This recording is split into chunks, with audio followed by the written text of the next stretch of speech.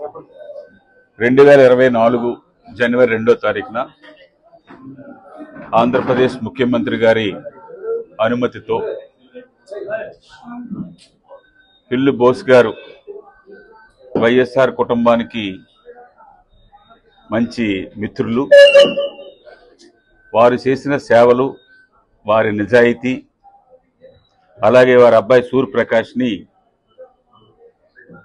రాబోయే ఈ 2-3 నెలల్లో జరగబోయే ఎలక్షన్కి రామచంద్రపురం నియోజకవర్గం నుంచి వైఎస్ఆర్ పార్టీ తరఫున జగన్మోహన్ రెడ్డి గారు అనౌన్స్ చేసినందుకు మనస్ఫూర్తిగా సీఎం గారికి అభినందనలు తెలియజేస్తూ ఉన్నాను. రియల్గా ప్రజలకు నిజాయితీగా సేవ చేసే కుటుంబం నుంచి వచ్చిన వ్యక్తిని చేయడం అన్నది నాకు చాలా సంతోషాన్ని కలగజేసింది. సర్వేలు కూడా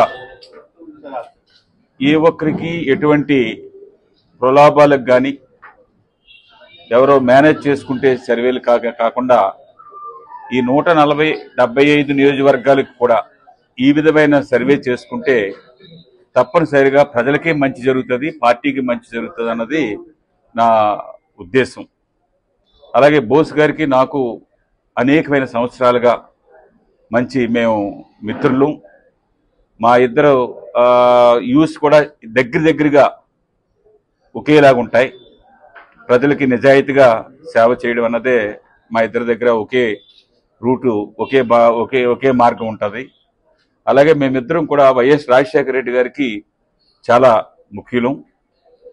ఈ ఎలక్షన్లో ఈ 175 నియోజకవర్గాల ఎలక్షన్లో మొదటిసారిగా నేను ఈ రామచంద్రపురం నియోజకవర్గానికి ఈ కాన్స్టిట్యూన్సీలో ఉండే అగ్నికుల క్షత్రియులు, అలాగే మత్స్యకారులు, సబ్ క్యాస్ట్లో అక్కడక్కడ కొంతమంది కూడా ఉన్నారు.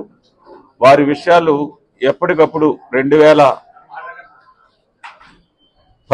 కానీ 2011లో కానీ ఓఎన్జీసీ అలాగే జిఎస్పిసి వచ్చినప్పుడు వీరికి కూడా నష్టపరిహారం ఇవ్వాలన్న యాక్సిస్లో కూడా ఆవేళ బోస్ గారు కానీ, అలాగే ఇక్కడ ఎమ్మెల్యే కాకపోయినా కానీ తోట త్రిమూర్తులు గారు కానీ వీరిద్దరూ కూడా ఇక్కడ ఉన్న ప్రజలతోటి నేను 103 రోజులు యాజిటేషన్ చేసి ఇక్కడ వరకు కూడా వాళ్ళకి నష్టపరిహారం వచ్చేలాగా చేయగలిగాం. అలాగే ఇంకా ఈ కాన్స్టిట్యూన్సీలో ఇంకా మత్స్యకారులకి ఇంకా ఆ పరిహారం అందని గ్రామాలు కూడా ఉన్నాయి. అలాగే ఇంకా ఇష్యూలు కూడా బ్యాన్ పీరియడ్లో రావాల్సిన రిలీఫ్ కూడా రాని గ్రామాలు కూడా ఉన్నాయి.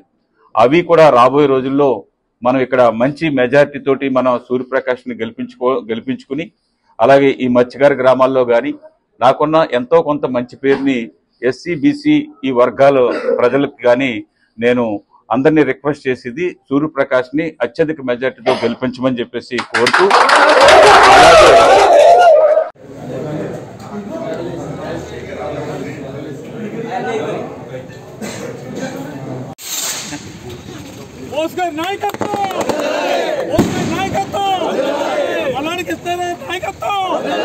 జై జగన్, జై జగన్, చంద్రబాబు నాయకత్వం.